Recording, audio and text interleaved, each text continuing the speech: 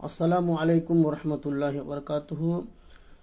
তাহিয়াতুল মসজিদ বা দাখুলুল মসজিদ যেটা আমরা বলিয়া থাকি, রাসূলুল্লাহ সাল্লাল্লাহু আলাইহি ওয়াসাল্লাম বলেছেন, যে ব্যক্তি মসজিদে প্রবেশ করিবে সে বসিবার পূর্বে 2 রাকাত নামাজ পড়িয়া নিবে।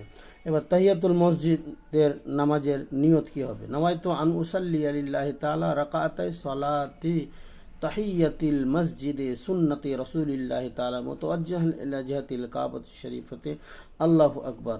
বাংলা নিয়ত: আমি নিয়ত করিয়াছি 2 রাকাত তাহিয়াতুল মসজিদের আল্লাহ তাআলার জন্য, রাসূলুল্লাহর সুন্নত, আমার মুখ কাবা শরীফের দিকে, আল্লাহু আকবার। তাহিয়াতুল মসজিদ এই নামাজ অতি সুন্দর নামাজ।